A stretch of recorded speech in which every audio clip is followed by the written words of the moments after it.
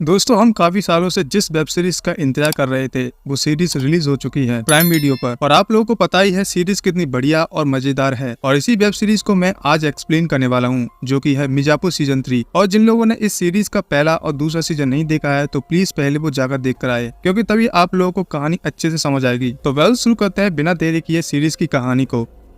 Series की शुरुआत होती है मुन्ना भैया के अंतिम संस्कार से। मुन्ना भैया के अंतिम संस्कार में कोई भी बड़ा आदमी नहीं आया था, यहाँ पर सिर्फ माधुरी मौजूद थी और उन्हें देखकर काफी ज्यादा बुरा लग रहा था। लेकिन चीफ मिनिस्टर होने के नाते वह पब्लिक से कहती है कि वो आज विधवा हुई है, उसके पिता भी नहीं है, लेकिन फिर भी वो इस प्रदेश को काफी अच्छे से चलाएगी। साथ ही उन्हें कालीन भैया के बारे में भी मालूम नहीं है, क्योंकि उनकी डेड बॉडी भी नहीं मिली है। लेकिन सभी लोगों का मानना है कि कालीन भैया भी मारे जा चुके हैं। जिसके बाद कोर्ट के सीन को दिखाया जाता है, जहाँ पर की गुड्डू भैया के पिता वकील साहब जो है वो खुद को सरेंडर कर देते हैं और कोर्ट में बताते हैं कि उन्होंने एसएसपी मौर्य की जान ली है और खुद को बेगुनाह साबित करने के लिए वो कुछ भी नहीं कर सकते। वो सीधा कहते हैं कि उन्होंने जान ली है, जिस वजह से आगे की कार्रवाई के लिए उन्हें कस्टडी के लिए भेज दिया जाता है। और जब उन्हें पुलिस स्टेशन ले जाया जाता है तभी गुड्डू भैया की एंट्री होती है। पुलिस की सारी गाड़ियां रोक लेते हैं और वहाँ अपने पिता से कहते हैं कि आपके पास अभी भी मौका है और मैं तुम्हें घर छोड़ सकता हूँ। लेकिन गुड्डू भैया के पिता पूरी तरह से अड़ियल होते हैं और वो कहते हैं कि उन्होंने एसएसपी मौर्य की जान ली है, इसलिए वो जेल जाकर ही रहेंगे। जिस वजह से गुड्डू भैया कुछ भी नहीं कर पाते। जिसके बाद आगे हम देखते हैं शरद को, जो कि माधुरी यानी कि चीफ मिनिस्टर के पास आता है। और यहाँ पर हमें मालूम चलता है कि शरद ने ही कालीन भैया की जान बचाई थी। लेकिन यहाँ पर शरद जो है वो माधुरी को उनके बारे में कुछ भी नहीं बताता। और अब क्योंकि शरद जो है वो मुन्ना भैया का काफी अच्छा दोस्त था, इसलिए वो यहाँ पर माधुरी से मिलने के लिए आया था। जिसके बाद हम गोलू के इन्फॉर्मर को देख पाते हैं। दरअसल वो लोग अभी भी कालीन भैया की खोज कर रहे थे, इसलिए वो लोग एक दूसरे शहर आए थे, जहाँ उन्हें कुछ इन्फॉर्मर की मदद से कालीन भैया के बारे में मालूम चला है। इसलिए वो लोग फुल सिक्योरिटी के साथ वहाँ पहुंच जाते हैं।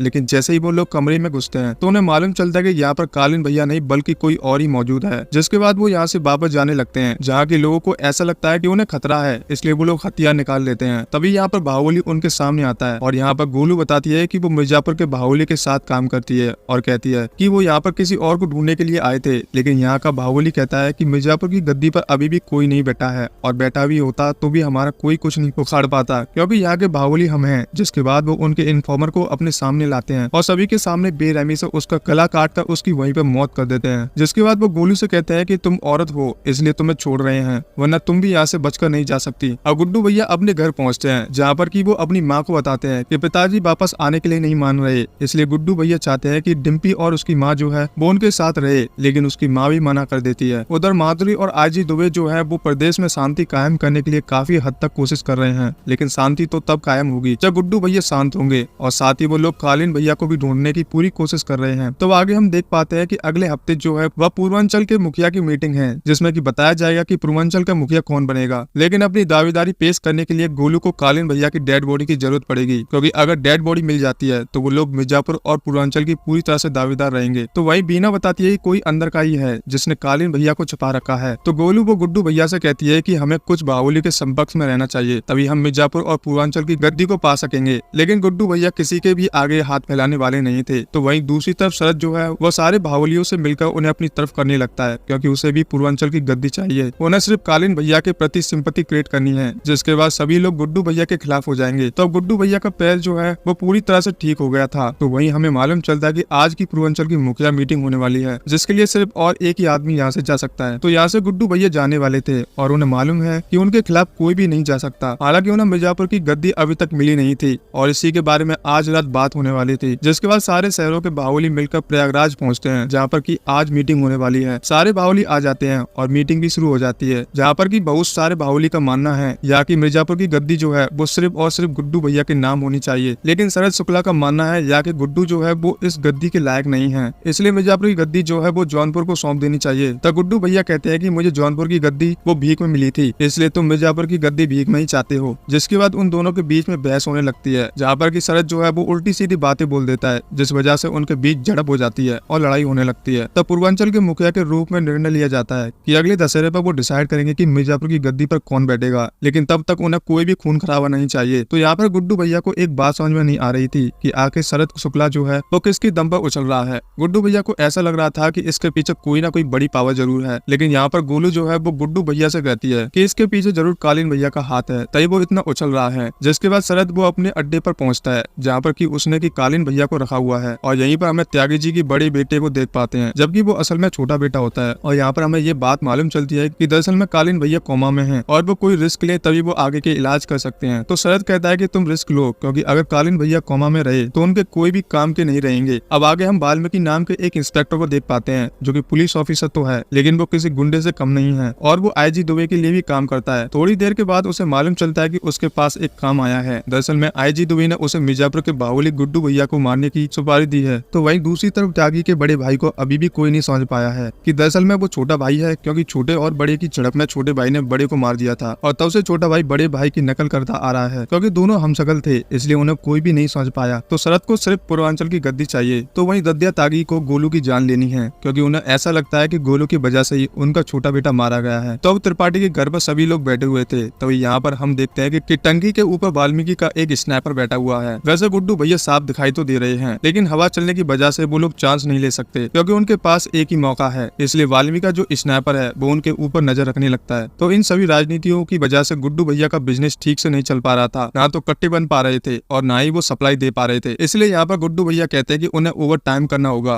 और अपने बिजनेस को बढ़ाना होगा। तो वह गोलू जो है वो कॉलेज जाकर अपनी फैक्ट्री में काम करने के लिए कुछ लड़कों को लेकर आती है, जो कि काफी होशियार हैं और वो फैक्ट्री में काफी अच्छे से काम भी कर सकते हैं। तब जाकर उनको कट्टों का कारोबार फिर से शुरू होता है और उनका बिजनेस जो है वो फिर से चल पड़ता है। आगे हम देखते हैं कि गुड्डू भैया के पिता वकील साहब जो है वह अब जेल में है और यहीं पर हम देखते हैं कि लाला भी इसी जेल में मौजूद है। यहाँ पर लाला का वकील और उसकी बेटी शबनम मुझसे मिलने के लिए आते हैं और उन्हें बताया जाता है कि उसकी बेल जो है वो फिर से रिजेक्ट कर दी गई है। तो अब आगे हम देखते हैं कि गोलू के पिता जो है, जो कि पुलिस में है, वो गोलू और गुड्डू पंडित के पास आते हैं। वो उन्हें बताते हैं कि जो कि अफीम की खेती है वो जेपी यादव ने मुन्ना भैया के नाम कर दी थी, लेकिन अब नहीं रहे, इसलिए ये सारी जमीन जो है वो माधुरी के नाम पर है और माधुरी जो है वो मुख्यमंत्री बन चुकी है। इसलिए उन्हें यह जमीन इलीगल रूप से ही अपने नाम करनी होगी, लेकिन उससे पहले उन्हें जेपी यादव को ढूंढना होगा। तो वहीं शरद जो है वो जेल में लाला से मिलने के लिए पहुंच जाता है। वो वहाँ पर ड्रग्स के धंधे के बारे में बात कर रहा था। शरद कहता है कि अगर वो हमसे हाथ मिला ले तो हम तुम्हारी बेल करवा सकते हैं, जिस पर कि लाला भी मान जाता है। जिसके बाद सीएम मैडम की मीटिंग को देख पाते हैं, जहाँ पर कि बहुत सारे मंत्री आए हुए थे,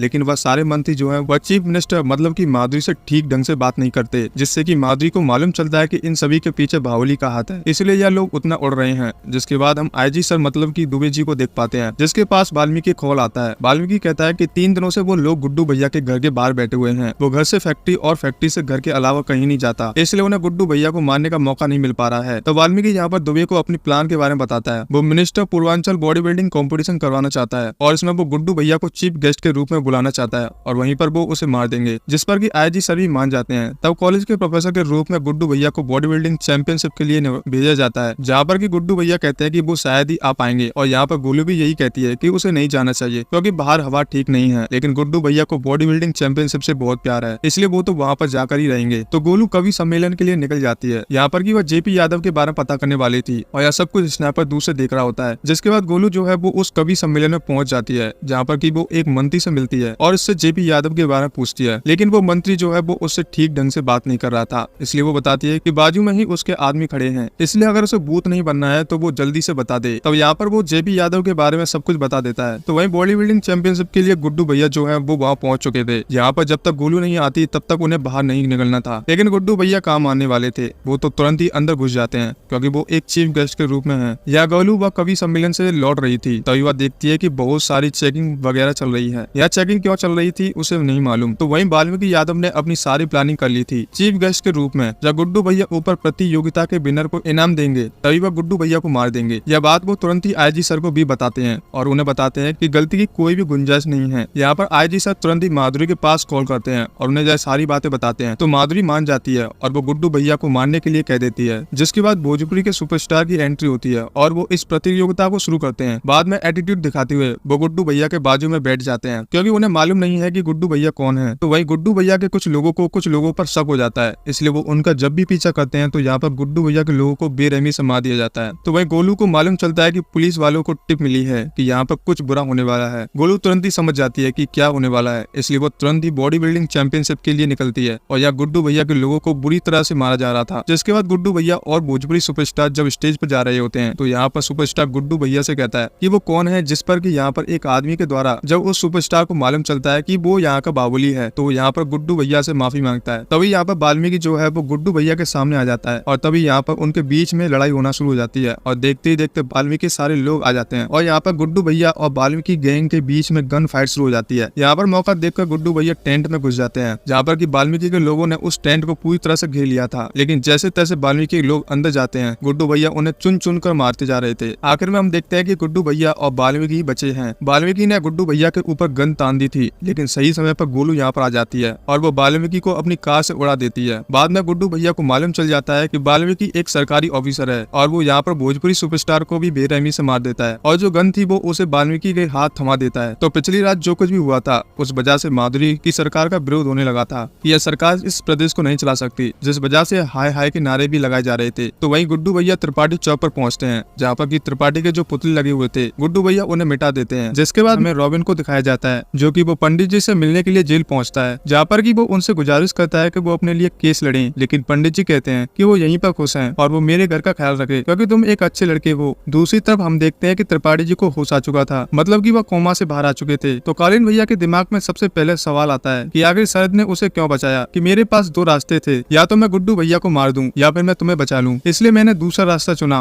और मैंने आपको बचा लिया। यहाँ शत्रुघ्न उर्फ छोटे जो है वो गोलू के पास कॉल करता है। यहाँ पर गोलू कहती है कि जो कुछ भी हुआ था उसमें उसकी गलती नहीं है, क्योंकि छोटे जो है वो उसके प्यार में पागल हो गया था, जिस वजह से ही वो मारा गया। तो यहाँ पर छोटे गोलू से कहता है कि जो कुछ भी हुआ था उसमें तुम्हारी गलती थी, इसलिए अब वो बचकर रहे। तो वहीं आईजी दुबे ने जिस तरह से गुड्डू भैया को मारने की नापाक कोशिश की थी उसमें गुड्डू भैया बच निकले, जिस वजह से आईजी दुबे जी को कुछ दिनों के लिए छुट्टी पर भेज दिया गया है, क्योंकि अगर वो ऐसा नहीं करते तो माधुरी की प्रॉब्लम्स थोड़ी बढ़ जाती। लेकिन फिलहाल मीडिया जो है वो उनके ऊपर हावी हो रही है, जिस वजह से विरोधी भी उनका फायदा उठा रहे हैं। इसलिए जब उन्हें कुछ ऐसा करना है कि वह मीडिया और जनता दोनों को ही खुश कर सकें, तो वह आनंद के साथ प्लान बनाकर एक प्रोजेक्ट के बारे में बात करने लगती है। लेकिन उस प्रोजेक्ट के लिए उन्हें फंड चाहिए था और उनके पास फंड की कमी है, इसलिए वो लोग यहाँ पर शरद से मिलते हैं। शरद से वो कहते हैं कि हमारे पास एक डील है जिसमें तुम्हें भी फायदा होगा और हमें भी। गुड्डू भैया के ऊपर वो लोग पर्सनली अटैक नहीं कर सकते, इसलिए अब उन्हें थोड़े दिन दूर रहना होगा। तो शरद माधुरी को लाला के बारे में बताता है, जो कि जेल में बंद है। वो कहता है कि अगर लाला हमसे हाथ मिला ले तो बिजनेस फिर से शुरू हो जाएगा और फंड की भी कोई कमी नहीं रहेगी। लेकिन माधुरी कहती है कि वो लाला को बेल नहीं दिलाएगी, क्योंकि उसके पास उससे भी अच्छा प्लान है। तो वहीं जेल में सभी को काम सौंपे जा रहे थे। पंडित जी को किचन का काम संभालने के लिए कहा जाता है, जिसमें गेरुआ नाम का आदमी उसके साथ था। लेकिन यहाँ पर सभी लोग पंडित जी से कहते हैं कि वो गेरुआ के साथ न रहे, क्योंकि पिछली बार उसने एक वकील को बेरहमी से मार दिया था। लेकिन पंडित जी कहाँ डरने वाले थे।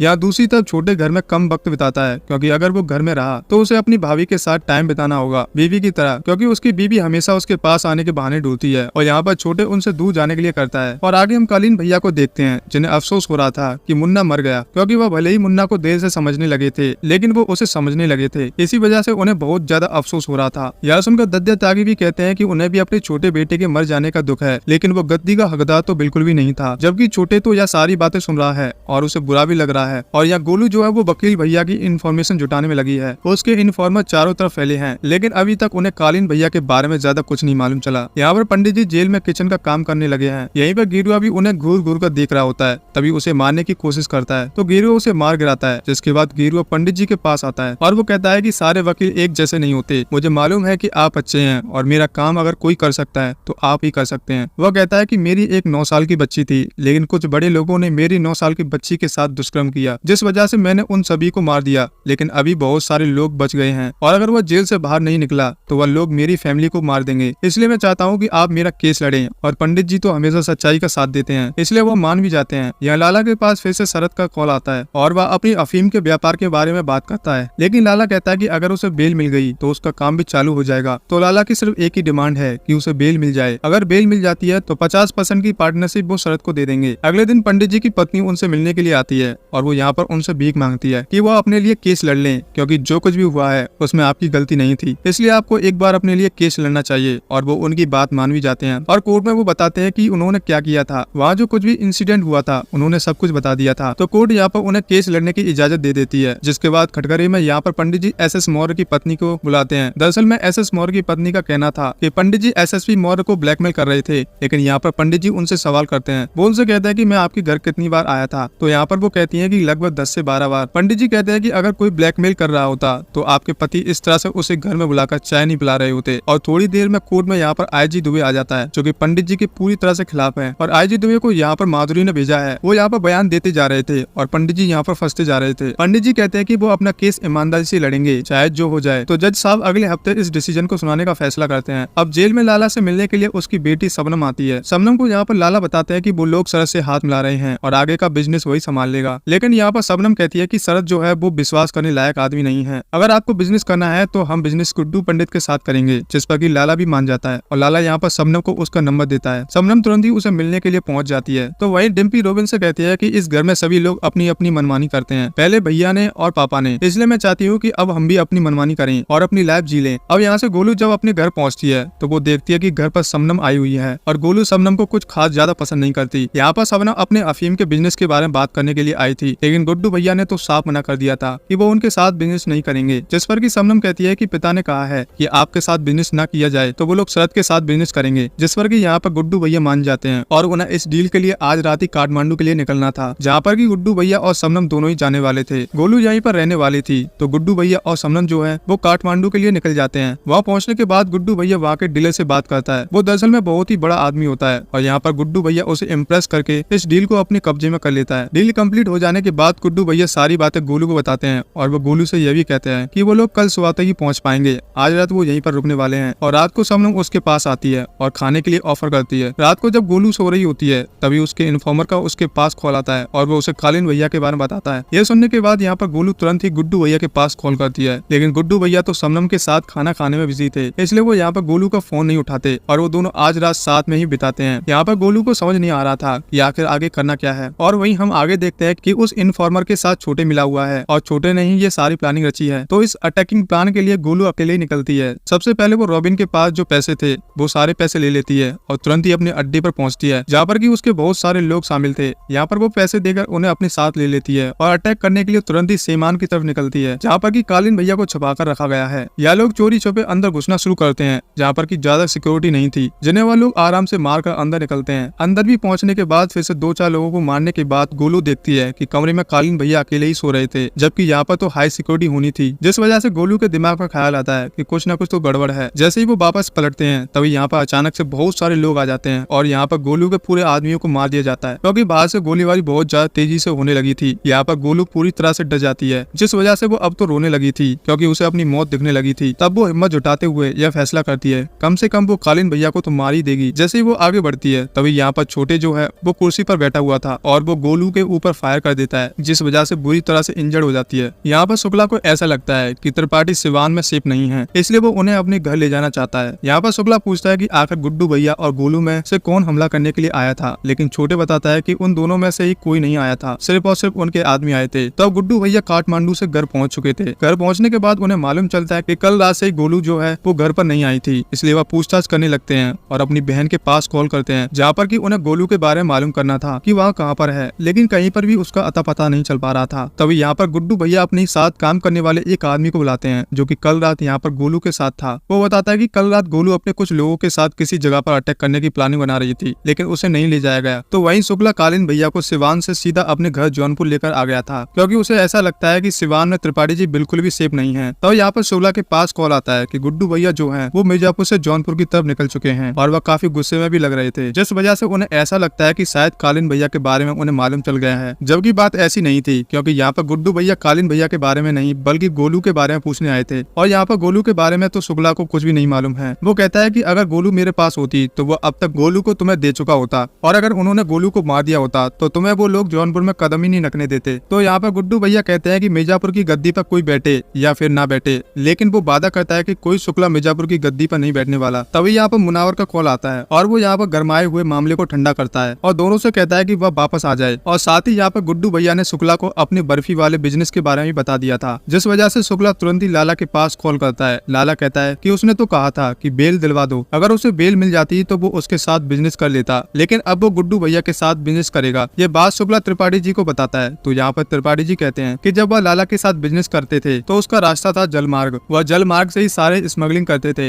यह बात सुनने के बाद शुक्ला तुरंत ही यह सारी बातें पुलिस को बता देता है ताकि वह लोग वहाँ जाकर सब कुछ जब्त कर सकें। तो वहीं शुक्ला ने माधुरी को 5 करोड़ की फंडिंग दी थी, जिस वजह से माधुरी के लोगों ने अपने प्रोजेक्ट पर काम कर दिया था और सारी जनता और मीडिया को अपने काबू में भी कर लिया था। यह गुड्डू भैया का दिमाग खराब हो रहा था क्योंकि गोलू अभी तक नहीं मिली थी। उन्होंने मिर्जापुर का चप्पा चप्पा छान मारा, लेकिन गोलू का अभी तक पता नहीं चल पाया और मोबाइल नंबर को भी ट्रेस करने के लिए उन्हें परमिशन चाहिए थी। यहाँ पर गुड्डू भैया बीना भाभी से कहते हैं कि अगर गोलू नहीं मिली तो बहुत कुछ बुरा हो सकता है। वो कहता है कि गोलू को बचाने के लिए वह गद्दी और बर्फी दोनों को ही दांव पर लगा सकता है। यहाँ पर बीना भाभी स्ट्रेस कम करने के लिए उसे पाउडर देती है। यह पाउडर बीना भाभी पहले मुन्ना भैया को दिया करती थी, लेकिन यहाँ पर गुड्डू भैया ने बबलू से वादा किया था कि वो यहाँ पर कुछ नहीं करने वाला, लेकिन यहाँ पर वो आखिरकार हार जाता है और वो नशा कर लेता है। आगे की कहानी में हम देखते हैं माहौल पूरी तरह से गर्म था, क्योंकि गोलू गुड्डू भैया को कहीं नहीं मिल रही थी, इसलिए गुड्डू भैया शरद शुक्ला के लोगों को मार रहा था और ये सब चीजें देखकर शुक्ला भी कहाँ चुप बैठने वाला था, इसलिए वो भी मिलकर मिर्जापुर के लोगों को मारना शुरू करता है, जिस वजह से अब दोनों बाहुलियों के बीच में जंग छिड़ चुकी थी और वो दोनों ही एक दूसरे के लोगों को बुरी तरह से मारे जा रहे थे। गुड्डू भैया का गुस्सा सिर्फ और इसलिए था क्योंकि गोलू गायब है, जिस वजह से वो अपना आपा खो चुका है। यह सारी चीजें देखकर कालीन भैया कहते हैं कि गुड्डू भैया को मारने की कोई जरूरत नहीं है, क्योंकि पानी सर से ऊपर जा चुका है और अब उसका कोई शिकार कर सकता है तो उसका शिकार वो खुद ही कर लेगा, सिर्फ धैर्य बनाकर रखो। गुड्डू का विनाश तो एकदम तय है। तो वहीं दूसरी तरफ नेपाल से राप्ती नदी के द्वारा गुड्डू भैया के माल को भेजा जा रहा था, जो कि काफी ज्यादा मात्रा में था। तो वो माल काठमांडू से डायरेक्ट कुशीनगर होकर मिर्जापुर आने वाला था, लेकिन इसकी खबर अब पुलिस वालों को भी लग चुकी थी, जिस वजह से जिस जहाज से सारा माल जा रहा था उस जहाज को जब्त कर लिया जाता है। लेकिन चेक करने पर उन्हें मालूम चलता है कि इस जहाज में तो कुछ भी नहीं है और बाद में मालूम चलता है कि जोशी नाम के आदमी ने, जो कि लाला के साथ काम करता है, उसी ने ही रूट को चेंज कर दिया था और सही सलामत इसे गुड्डू भैया के घर भेज दिया था। लेकिन इस लापरवाही की वजह से शबनम गुड्डू भैया पर बहुत चिल्लाती है, लेकिन बात कुछ और थी, क्योंकि शबनम जो है वो गुड्डू भैया को पसंद करती थी और कहीं ना कहीं गुड्डू भैया गोलू को पसंद करते हैं, इसलिए यहाँ पर शबनम गोलू के बारे में कुछ उल्टी सीधी बातें बोल देती है, जो कि गुड्डू भैया को बिल्कुल भी पसंद नहीं आती और वो इस चीज को लेकर सहन नहीं कर पाता, क्योंकि गोलू एक तो गायब है और ऊपर से वो उल्टी सीधी बातें बोल रही है। तो गुड्डू भैया की बर्फी आ चुकी थी, बस इसे अब शहर में भेजा जाना था। यहाँ पर बीना भाभी को भी काफी कुछ नॉलेज था, जिसके बारे में वो गुड्डू भैया को बता रही होती है, लेकिन बीना भाभी के इरादे बिल्कुल भी नेक नहीं है। वो गुड्डू भैया से कुछ और भी चाहती थी। धीरे धीरे करके इस बर्फी को पूरे शहर में फैला दिया जाता है और गुड्डू भैया की बर्फी के फैलने से सबसे ज्यादा प्रॉब्लम थी शुक्ला को, क्योंकि उनका जो माल है वह थोड़ा कमजोर है और जो गुड्डू भैया का माल है वह बहुत ही ज्यादा हाई क्वालिटी का है, और अगर ऐसा ही रहा तो शुक्ला के माल की डिमांड कम हो जाएगी और उसका बिजनेस पूरी तरह से ठप पड़ जाएगा। इसका सिर्फ एक ही रास्ता है कि वो गुड्डू भैया को रास्ते से हटा दें। तो वहीं जेल में हम देखते हैं पंडित जी कई सारे लोगों के लिए केस लड़ रहे थे,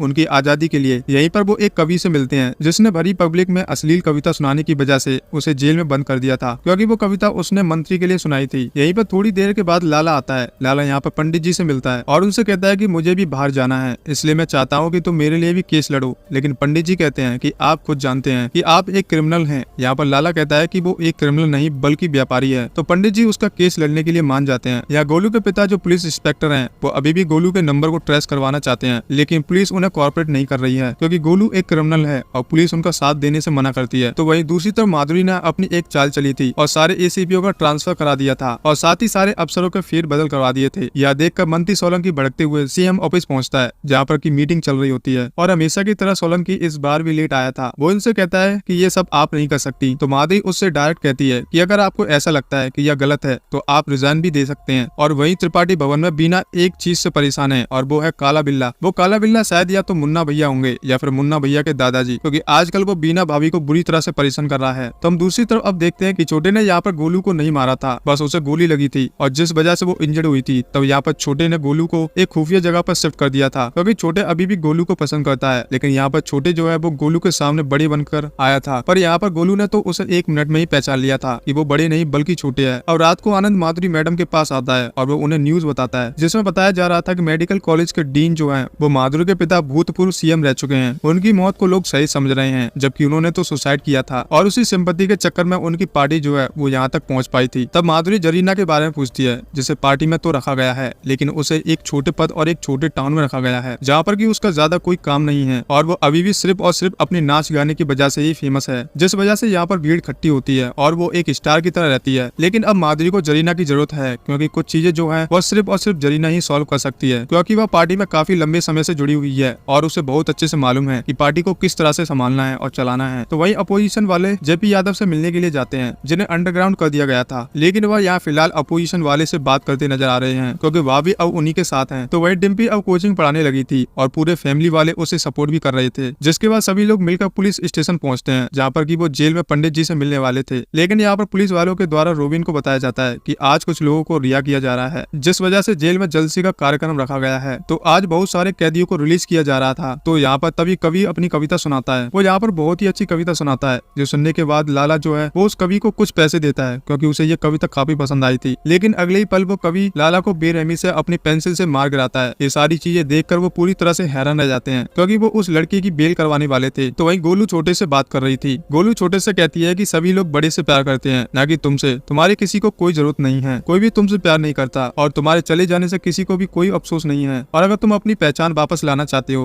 तो तुम्हें सिर्फ एक ही चीज करनी होगी, और वो जाके तुम्हें दद्दा त्यागी को मानना होगा। तभी तुम अपनी छोटे की पहचान को वापस पा सकोगे। तो वही जरीना ने माधुरी के लिए कुछ एड वगैरह सिलेक्ट किए थे, जिनसे कि वो अपनी पार्टी का प्रचार वगैरह कर पाएगी और सभी के सामने फेमस हो सकेगी। तभी आनंद के पास एक कॉल आता है, और वो कॉल दरअसल में बीना भाभी का था। वो कहती है कि वो गुड्डू भैया के घर में बिल्कुल भी सेफ नहीं है, उसे जल्दी से बचा लो। इतना कहकर वह कॉल कट कर देती है, जिसके बाद हम कालीन भैया और शुक्ला की माँ को देख पाते हैं, जो कि पत्ते खेल रहे थे। तभी शुक्ला की माँ के पास बीना भाभी का कॉल आता है, और वह भी वो यही बात कहती है कि वो गुड्डू भैया के यहाँ पर बिल्कुल भी सेफ नहीं है, उसे बचा लो। लेकिन ये बात उसने कालीन भैया को नहीं बताई थी। वहीं छोटे के पास उसके इन्फॉर्मर का कॉल आता है, और वह छोटे को बताता है कि मिर्जापुर की सारी गाड़ियों को ट्रेस किया जा रहा है, जिस वजह से प्रॉब्लम हो सकती है और गोलू के बारे में भी बातें बाहर निकल सकती हैं। इसलिए इस चेकिंग को तुरंत ही हटवाना होगा, वरना हम लोग फंस सकते हैं। तो छोटे को इसके लिए कुछ न कुछ तो करना ही था। लेकिन तभी वो अपने दद्दा को देखता है, जो कि छोटे की याद में रो रहा था। यह देखकर छोटा समझ जाता है कि उसके घर में वैल्यू है और वो उससे प्यार करते हैं। दूसरी तरफ लाला को जेल में बुरी तरह से मार दिया था, जिस वजह से उनका फ्यूनरल किया जा रहा था, जहाँ पर की शबनम बुरी तरह से रो रही थी। और यहाँ पर गुड्डू भैया भी आए हुए थे, लेकिन वह शबनम से नहीं मिलते। रात को छोटे और शरद मिलते हैं, दोनों शराब पी रहे थे। और यहाँ पर शरद जो है वो छोटे से कहता है कि बदला लेकर कैसा लगा। लेकिन यह सुनने के बाद छोटे को समझ नहीं आया कि आखिर वह कहना क्या चाहता है। जिस पर कि शरद कहता है कि मुझे बहुत अच्छे से मालूम है कि उसने गोलू को गायब कर दिया है और उसे मार भी दिया। लेकिन छोटे कहता है कि मुझे ये सारी बातें पसंद नहीं है, क्योंकि तुम मेरे ऊपर झूठा आरोप लगा रहे हो। और छोटे से ये भी कहता है कि आज के बाद मुझसे ऐसी बात मत करना। तो यहाँ पर कालीन भैया शुक्ला को बताते हैं कि तुम्हें शांति का प्रस्ताव रखना चाहिए, तुम्हें मुनावर के पास कॉल करना होगा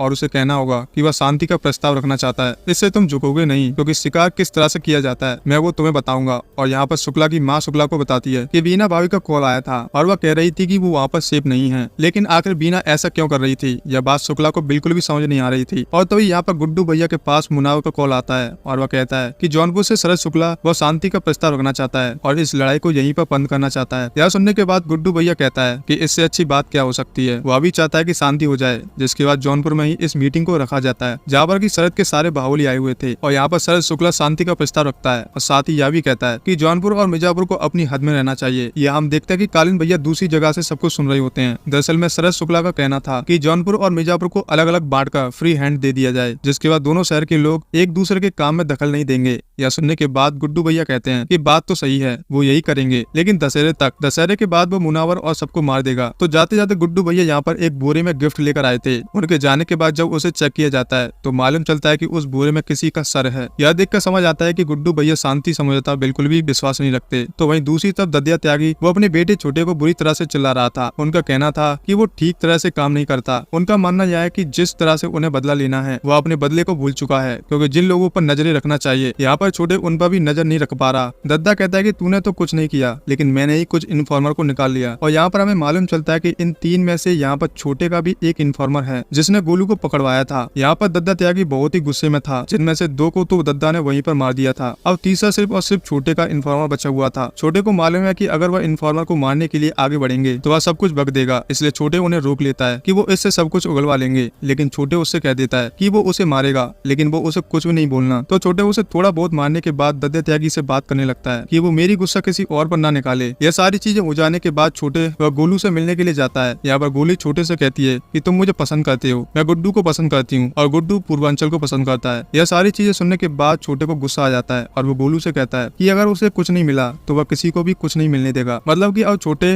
गुड्डू भैया को मारना चाहता है। इसके बाद हमें जौनपुर का सीन दिखाया जाता है, जहाँ पर हम कचड़े में एक जली हुई लाश को देख पाते हैं। आगे हम देखते हैं छोटे को, जो कि शाम के वक्त अपने घर पर आता है और सोने के लिए जैसे बेड पर लेटता है तभी उसकी भाभी, कह सकते हैं बड़े की बीवी, जाग जाती है, क्योंकि छोटे उन्हीं के साथ रहता था, क्योंकि वो उसे बड़ी मानती थी और उसकी भाभी को नहीं मालूम वो छोटे है। अब वो उसके पास आती है तो वो देखती है उसके हाथ में चोट लगी हुई थी और जैसा हम देख पाते हैं वो चोट जलने की थी। और हम समझ पाते हैं जो लाश कचड़े में जली हुई पड़ी थी उसका कनेक्शन कहीं ना कहीं छोटे से है, क्योंकि उसका भी हाथ जला हुआ था। खैर, जिसके बाद उसकी भाभी मल्लब पट्टी करती है और रोती हुए कहती है तो आपको कुछ हो गया तो मैं कैसे जी पाऊंगी और इस घर को कौन संभालेगा। इसी बीच उनकी बातों के दौरान उनके बीच नजदीकियां बढ़ने लगती हैं और देखते ही देखते वो दोनों एक दूसरे के साथ टाइम स्पेंड करते हैं। जिसके बाद हम उसी लाश को देख पाते हैं जहाँ पर पुलिस इन्वेस्टिगेशन करने आ चुकी थी और तभी वहाँ पर गुड्डू भैया भी आ चुके थे। पुलिस इन्वेस्टिगेशन करने के दौरान गुड्डू भैया को बताती है। इन्वेस्टिगेशन करने के दौरान हमें उस लाश से जो कुछ कुछ भी मिला है, जैसे फोन, जली हुई गाड़ी, वो सब कुछ गोलू का है। यह सुनने के बाद गुड्डू भैया के पैरों तले से जमीन खिसक जाती है। वो एकदम से मौन रह जाते हैं और यहीं पर गोलू के पिता भी आए हुए थे और उन्हें यहाँ पर गोलू की घड़ी भी मिलती है। गोलू के पिता गोलू की मौत का सदमा झेल नहीं पाते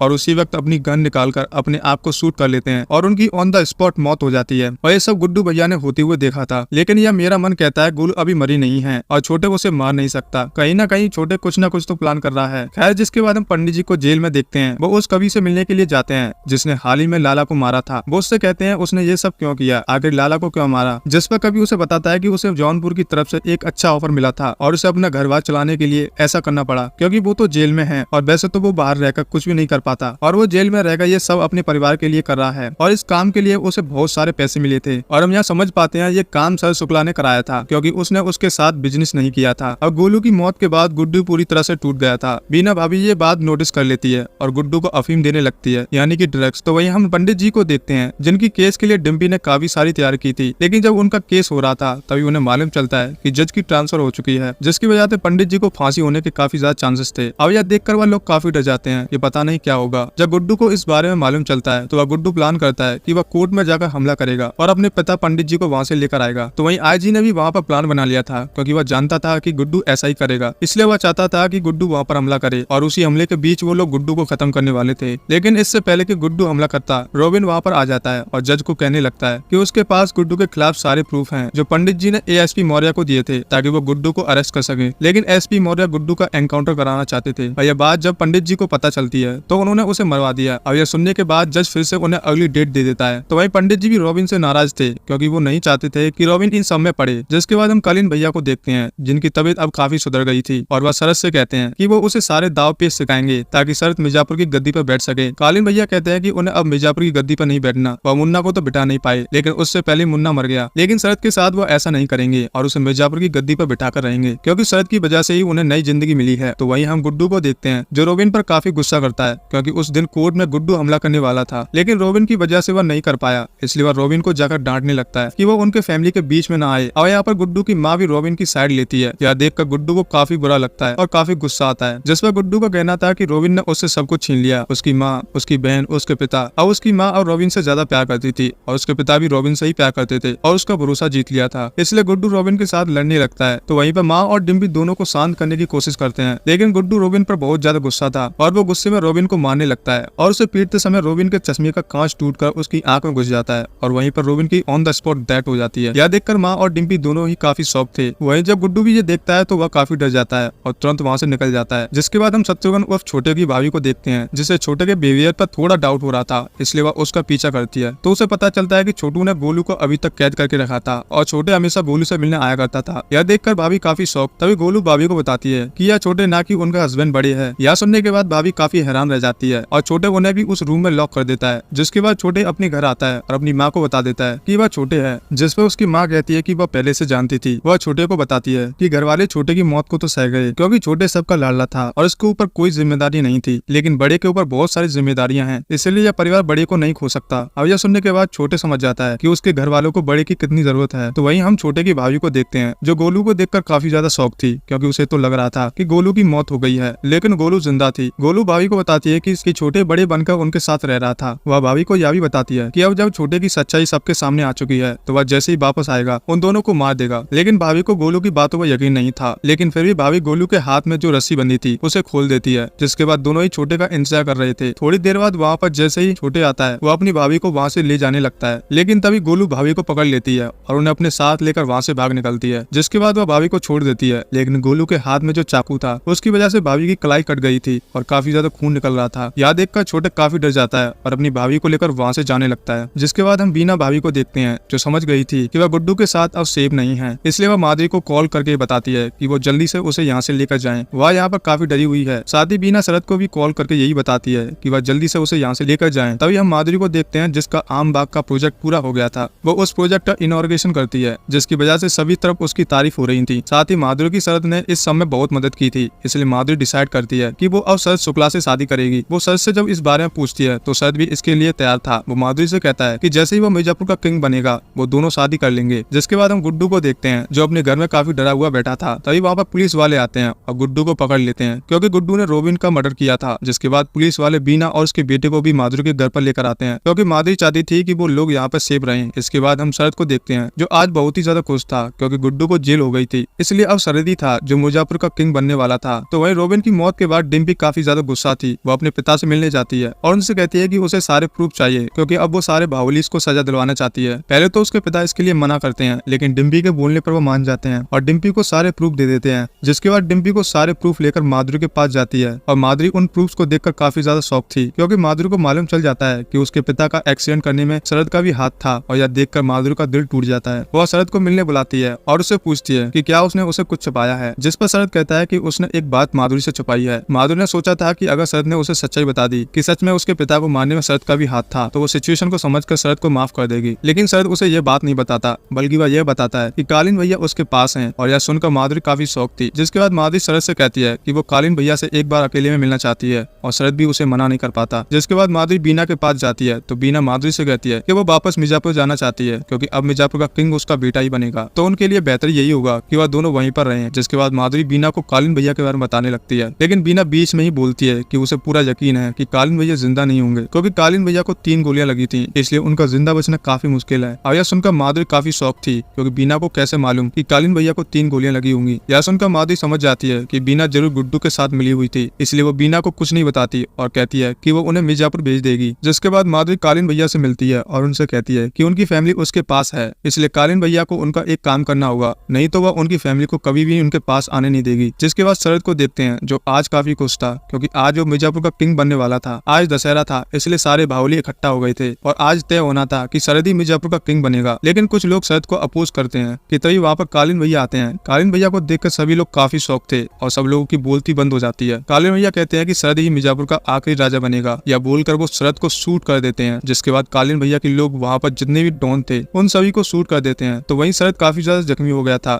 लेकिन किसी तरह से वो उठकर मिर्जापुर की गद्दी पर बैठ जाता है, क्योंकि वह मरते हुए मिर्जापुर की गद्दी पर बैठना चाहता था। दरअसल कालीन भैया ने माधुरी के कहने पर सारे बाहुबली को मार दिया था, क्योंकि माधुरी अपने स्टेट को क्राइम फ्री स्टेट बनाना चाहती थी और फाइनली उसका मिशन कंप्लीट हो गया था। तभी हम गोलू को देखते हैं, जो मिर्जापुर वापस आ चुकी थी। वापस आने पर उसे मालूम चलता है कि उसके पिता की डेथ हो गई है और गुड्डू अभी जेल में है। लेकिन गोलू डिसाइड करती है कि वो हार नहीं मानेगी, बल्कि फिर से लड़ेगी। इसलिए गोलू जाकर जेपी यादव से हाथ मिलाती है और उससे कहती है कि वो उसकी मदद करेगी ताकि जेपी यादव सरकार बना सके। लेकिन उसके बदले में जेपी यादव को गुड्डू को जेल से भगाना होगा और जेपी यादव भी उसकी बात मान लेता है। तभी हम गुड्डू को देखते हैं, जिसे जेल में काफी ज्यादा पीटा जा रहा था, क्योंकि माधुरी के ऑर्डर से गुड्डू को काफी टॉर्चर किया जाए। जिसके बाद हम बीना को देखते हैं, जो फाइनली मिर्जापुर जा रही थी, लेकिन बीच में ही कार रुक जाती है और माधुरी का पीए बीना को बताता है कि माधुरी ने बीना को किसी से मिलवाने को कहा है। अब जैसे बीना कार से उतरती है तो वह देखती है कि वहाँ पर कालीन भैया थे, जिसे देखकर बीना के पैरों तले से जमीन खिसक जाती है, क्योंकि बीना फिर से वहीं आ गई थी जहाँ से वह निकलना चाहती थी। लेकिन माधुरी ने कालीन भैया को नहीं बताया था कि उन्हें मारने के पीछे बीना का भी हाथ था। इसलिए कालीन भैया बीना और अपने बेटे को देखकर काफी ज्यादा खुश थे। जिसके बाद कुछ दिन बीत जाते हैं और कालीन भैया जेल में गुड्डू को देखने जाते हैं, लेकिन तभी उन्हें मालूम चलता है कि गुड्डू भैया वहाँ पर नहीं था।